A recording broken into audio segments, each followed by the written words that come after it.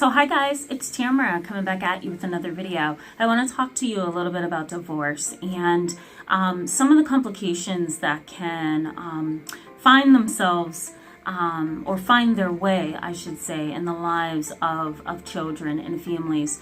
The reason I bring this topic up is because I have at least consulted with 7 families this week on the topic of divorce. I hold a group for women and men, parents, caregivers and families who are going through divorce, who are dealing with trying to transition and figure out what's right or what's not right, or what should I do or not, or what should I not do.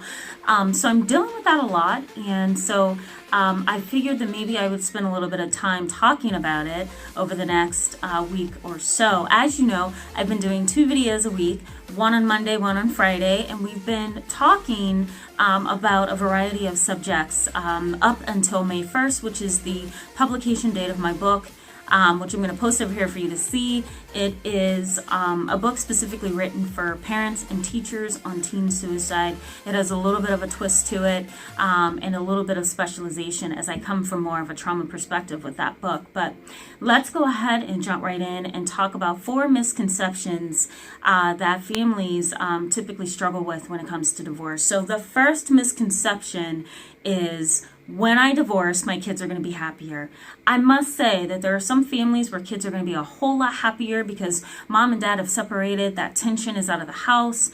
There's not this subliminal, passive-aggressive kind of stuff going on anymore. There's space. There's breathing room.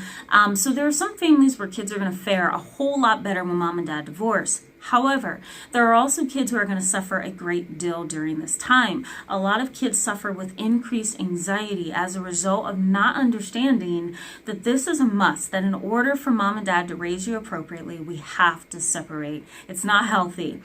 But when you're looking at kids as young as 8, 7, 6, 5, and younger, you're going to get into an area where they're going to be a lot more anxious than you anticipate. So these are the kind of kids that are afraid that you're going to be lonely. These are the kind of kids that are afraid, that you're also going to get remarried and that the same thing is going to happen again. These are also the kids who are probably going to want to sleep in your bed. They're probably going to get very clingy. They're probably not going to, want to do things on their own or say goodbye to you during the day. There's a lot of separation anxiety that comes up during this time with young kids.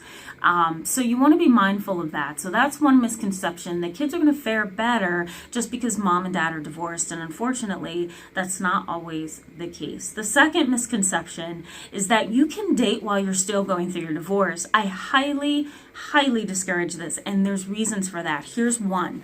One is because a child needs a lot of time to rebound from the parental relationship that they've known forever, right? So let's say you have a 7 or 8-year-old. That 8-year-old has only known mom and dad for 8 years. They've never known anybody else. So for you to divorce the parent that they have a secure bond with, or the parent that they are closest to and loves, with a girlfriend or a boyfriend who may also be married, or who may just be, looking for somebody who's, fresh out of a divorce, I think that's going to, make the situation so much more complex for these kids.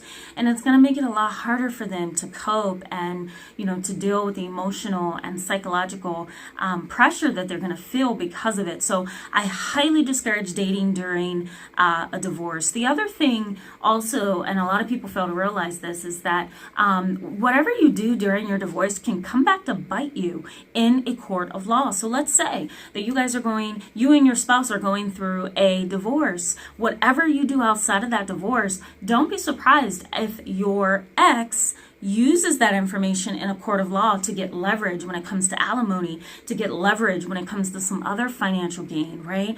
Or custody. So you want to be careful how you navigate this. I highly suggest a mediator, somebody that is experienced with this kind of a topic, somebody that can kind of be objective and on the outside to kind of help you navigate this, because it can get pretty ugly. So, all right. So then the third thing is, another misconception is that, well, maybe if I let that kid live with the parent that they seem closest to, things are going to be good. We have to keep in mind that when kids are in a home environment with 2 parents, the kid is benefiting from both parents, whether it's obvious or not, right? Dad may be the quiet one who drinks beers and watches TV and sits on the couch all day long, But dad is also bringing a certain presence to the home, bringing a certain atmosphere to the home.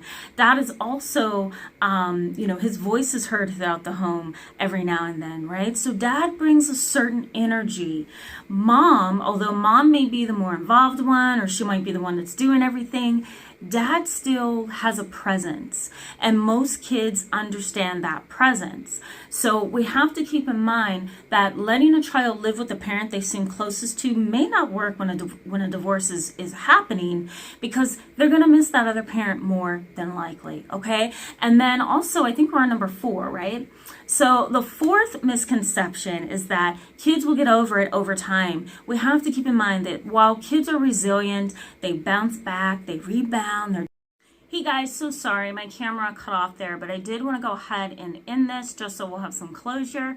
But I think I was basically stating that I think we have to be careful how kids suffer through divorce. They suffer through it, sometimes a little bit before it when they see parents struggling, and then sometimes after. And sometimes it'll take years before they get better. The last thing, and I'm so sorry because my camera's sliding. All right, so the last thing, guys, that I want to mention is a misconception is that therapy is going to cure all. I think we need to be careful with that. Therapy can be useful, especially if you have an experienced counselor.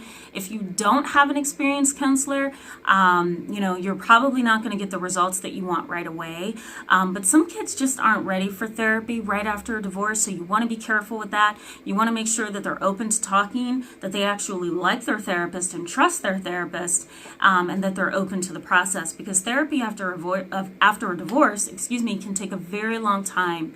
So you want to make sure that you have the right perspective about what therapy is after a divorce or through a divorce, and you want to make sure that your kids are ready. All right, guys, thanks so much for being with me today. I apologize that my video cut short. I had to switch cameras and everything. So, but next video, we're going to talk a little bit more in depth about these things. I think this is an important topic, and it's something I haven't been able to get away from all week long. So stay tuned for my video. All of my contact information will be at the end. I encourage you to contact me with comments and questions. Post them down in the comment section below. Please give this video a thumbs up. What it does is it pushes this video to the top of the search results, and it allows other people to have access to this video who may benefit. All right, guys, I'll talk to you soon, and have a really good week. Bye. I've diagnosed kids who have been so shy and sweet and innocent. I've diagnosed them 5 years later after a divorce with oppositional defiant disorder, with ADHD. I've also diagnosed them with other things as well. I'm sorry, I thought that was a client coming in.